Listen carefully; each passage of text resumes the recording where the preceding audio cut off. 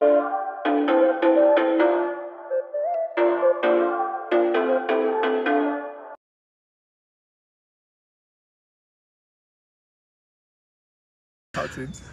guten Morgen. Guten Morgen, Micha. How are you? Hey. I'm fine, thank you. Frank, wir haben jetzt hier schon 2 Stunden. Du wolltest eigentlich heute früh schon los. Denn du wolltest. Halt Mittag, ne? Aber furz egal, wie wir von dir gelernt haben. Du bist schon lange unterwegs. Wir sind quasi Neulinge, wir sind Frischfleisch. Du machst es schon ein bisschen länger, mit dem Motorrad zu reisen. Wie lange bist du insgesamt schon auf Reisen? Also insgesamt sind es ein bisschen mehr wie 10 Jahre. Und ich habe angefangen mit dem Backpacken, so Rucksack und ja, Wandern und alles Mögliche. Und habe mir dann irgendwann mal ein Motorrad gekauft in Südafrika. Und also 3 Jahre Backpacking und 7 Jahre Motorrad so ungefähr. Lot of experience, viele Erfahrungen, sicherlich auch ganz viele tolle Begegnungen mit Menschen. Und Tieren und genau. Und Dreck. Ich weiß, das ist immer eine blöde Frage, aber hast du so ein Land, wo du sagst, das ist mein absolut Klassiker, also da fühle ich mich sehr wohl, oder sagst du, nö, da gibt es eigentlich überhaupt keine richtigen, also kein Highlight? Ja. Also Highlight sind viele, klar. Also ich sehe das halt immer so, wenn ich in ein Land reinkomme, kriege ich meistens ein Visa, so von 90 Tagen oder so. Und das versuche ich dann schon immer auszunutzen, auch, dass ich das Land richtig kennenlerne. Oder? Und manche Länder, da gibt es schon welche dabei, die da extende ich halt, also das Visa und bleibt dann nochmal ein paar Monate länger, das kommt schon vor.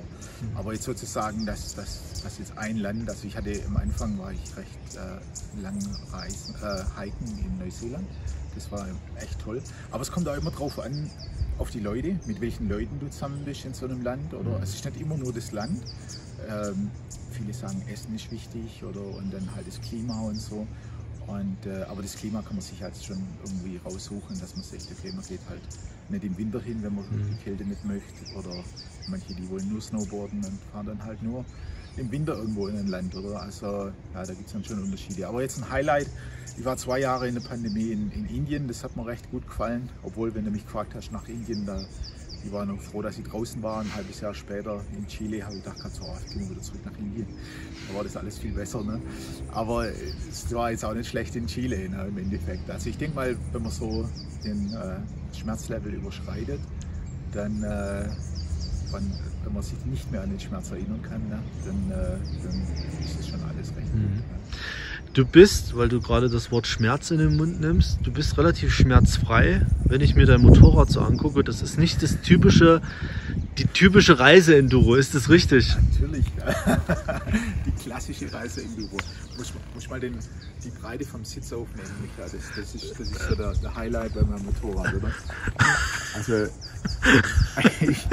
ich muss bei diesem, ist noch kein Zweitakter, aber fühlt sich genauso an. Und, also ich muss schon den Nierengurt tragen, dass meine Organe alle noch im Platz sind, wenn ich abends irgendwo ankomme. Ne? Und das ist aber auch wirklich so. Also das ist, wenn ich den ganzen Tag ohne Nierengurt fahre, dann merke ich das schon. Da denke ich, also da wache ich in der Nacht auf und denke so, jetzt habe ich den ganzen Tag nur Bauchmuskeltraining gemacht. Ne? Was ist das für ein Motorrad? Eine KTM, eine 500er EXC, oder? Also ein Enduro. Ja. Eine richtige Sport-Enduro eigentlich, richtig? Ja, genau. Also ich habe die halt ein bisschen umgebaut, andere Ritzel und so, also Übersetzung. Ja.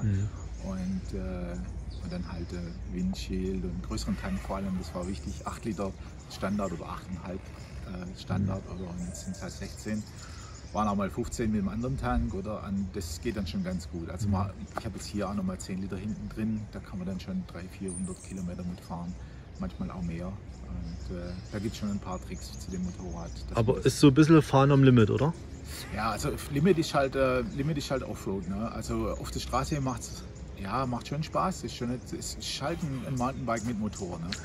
Und das geht schon um einiges einfacher. Also wenn ich dann immer so ich sag halt mal die Mädels, da gibt es viele Anfänger, auch die Kerle, die kommen halt mit ihren riesengroßen Motorrädern nicht zurecht. Und da ist es natürlich ein Spielzeug gegen. Ja. Die hat halt die hohe Beinfreiheit, sagen wir mal. Ja, das ist halt fürs Offroad ausgelegt. Also man setzt die schon mal auf, wenn man Und man springt auch öfters mal, das kommt schon vor, oder? Weil man es halt kann, ne, oder? Und die Suspension ist natürlich schon World Class, also ich muss schon sagen. Das sind so Sachen, wo man, viele, die kaufen sich die Sachen nachträglich, aber mit dem Motorrad kommt das alles schon dabei, oder? Und natürlich gibt es auch mit dem Serviceintervall Tricks bei dem Motorrad, dass man das nicht unbedingt alle 16 Stunden auseinander nimmt. Genau, ja. Aber es ist dann schon so, dass teilweise einen Tag fahren, 2 Tage reparieren, das kommt auch mal vor. Ne? Also da ist immer so, die Ratio ist schon immer so ein bisschen, viele machen sich da lustig, aber es ist halt leider echt so. Also wenn die anderen immer einen trinken gehen und mit den Mädels weggehen, der Frank, der schraubt noch. Genau. Also so ein bisschen Dreck unter die Finger, oder jetzt gerade wie heute Morgen wieder, da hast halt immer, das ist halt KTM, sage ich mal. Aber ich weiß nicht, ich habe keine Erfahrung mit anderen Motorrädern. Oder? Also ich habe einen Freund von mir, der ist auch ein großer YouTuber, der Patrick, der hat eine Tenere, eine 700er. Und der hatte zum Beispiel mit 60.000 Kilometern noch kein Problem.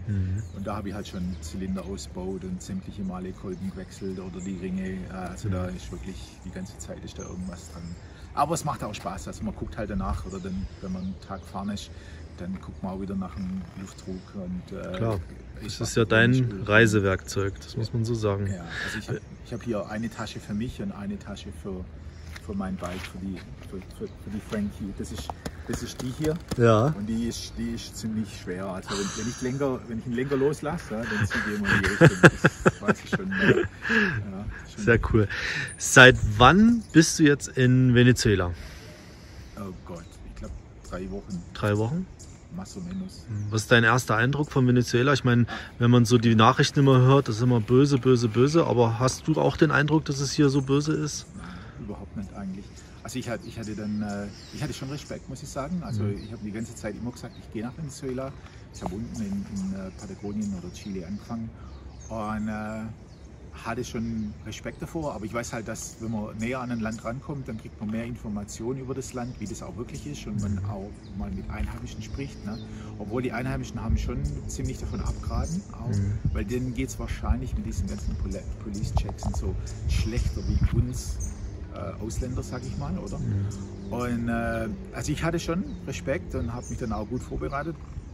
War dann noch eine Woche in San Cristobal, das ist gleich nach der Grenze, wo ich reingekommen bin, in Cucuta. Und habe da beim Freund übernachtet und habe mir dann nochmal alle Informationen geholt, wirklich, und war dann wirklich gerüstet. Aber es ist Piece of Cake, absolut Piece of Cake. Also es ist wirklich Polizeichecks, gar kein Problem. Also ich hatte jetzt noch nicht einmal einen, wo mich angehalten hat, und da waren viele dabei. Ist natürlich anders an der Grenze, aber das ist jedes Land so, dass die dann da mehr checken, weil das halt auch wirklich, da wird halt was auch immer geschmuggelt. Ne? Und es ist in jedem Land so, dass dann die Police-Checks ein bisschen höher sind, oder? Aber jetzt so mit Police-Checks und Drogenschmuggeln und da gibt es nicht. Also das ist mir noch nicht passiert. Das Einzige, am Anfang hatte ich einmal ein Problem mit dem Tanken. Da habe ich keine Tankstelle gefunden, oder? Und es gibt Sprit in Venezuela, ganz klar, und der ist auch vielleicht nicht ganz so toll. Meine mag das jetzt zum Beispiel besser, den schlechten Sprit, wie den guten Sprit in Kolumbien. Ja, die kommt aus Österreich, die ist leider... ist was gewöhnt, oder? Ja, die ist das gewohnt. Nee, aber ich denke auch, also wo ich durch den Sudan gefahren bin und diese ganzen anderen Länder, da war der Sprit auch nicht so toll. Und ich habe damals nichts dazu gelernt, und jetzt habe ich mich kalabrisch machen lassen und kaufe schon einen Zusatz, und das habe ich dann auch gemacht, und auf einmal geht das Ding wie die Feuerwehr. Ne? Also, das ist schon wahnsinnig geil. Aber ja, also problematisch war das nicht. Und dann habe ich mich dann wirklich informiert, wie das funktioniert mit den Tankstellen, wo, wann, was. Und seitdem habe ich eigentlich kein Problem. Ja, ich habe immer noch 10 Liter hinten drin. Das sind ein bisschen mehr wie 100 Kilometer oder vielleicht sogar 200. Ne? Und also ich habe den Buffer, sagt man mal, oder? Aber habe ihn bis jetzt noch nicht richtig, also einmal habe ich ihn benutzt, aber das wäre auch ohne Gang im Endeffekt. Ne? Also man kommt da schon zurecht, ganz arg. Also es ist eigentlich ein tolles Land. Man kriegt alles, man kann gut essen, man kann gut übernachten. Also der Standard ist recht hoch gegenüber anderen Ländern. Also wenn ich da jetzt an Ecuador oder Bolivien denke oder so, oder auch Argentinien oder so. Das sind auch tolle Länder, sehr gut sogar, hat mir auch gut gefallen. Aber das ist hier, ja, und jetzt sind wir hier in Tora, in der deutschen Kolonie, das ist natürlich schon wieder heim. Gell? Also Spätzle essen und Gulasch und ja, das ist super. Oder? Gestern gab es Rouladen, gell? Oh, und dann ist halt Rouladen gekocht und heute Morgen hat sie noch einen Kuchen gehabt. Puh, Wahnsinn. Ja. Also wieder abtrainieren. Also das ist Highlight. Also ja. Die Rouladen habe ich schon seit 10 Jahren 100% keine gehabt. Gell? Das ist dann schon Wahnsinn. Sehr gut. Deine, ich sag mal, weit gegriffen Pläne jetzt für die Zukunft. Du willst, in welche Richtung möchtest du jetzt fahren? Ah, fahren, okay. Ich dachte schon, Kinder kriegen, ja. heiraten. Nee, oder? Okay, fahren. Also ich dachte mir, ich bin jetzt auf der linken Seite hochgefahren, sagen wir mal, Südamerika.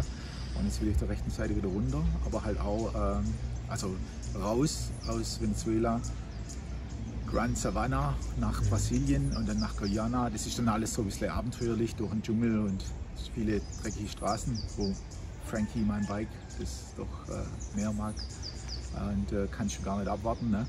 Und Guyana halt oben rum an der Küste und dann eben die ganze Küste mal so grob bis ja, Rio, São Paulo. Und wenn das dann klappt, vielleicht mit Rio Carnival am Februar, dann das war ganz okay. Und sehr dann, gut. Buenos Aires hat mir sehr gut gefallen. Da bin ich mal hingeflogen von Mendoza, nur zum Wochenende. Woche war es eigentlich. Ne? Und jetzt habe ich gedacht, so, da fahre ich nochmal mit dem Motorrad hin. Und dann Uruguay, Paraguay und dann Salta, die Anden da oben in Argentinien, die sind schon spitze. Nochmal nach Bolivien rein, ganz klar, das ist Highlight eigentlich von Südamerika, diese Lagunen Rot, also die grenzt immer so an das Uyuni, an die Salt Flats, oder die Laguna wohl kennen eigentlich nicht so viele. Aber das ist das, was Richtung Chile dann rüber geht, richtig? Genau, ja, und das ist dann halt auch Ruhe auf dem Plateau, oder? Und das ist dann schon, also auch viel Sand, tiefer Sand und so, das ist schon super, muss ich sagen.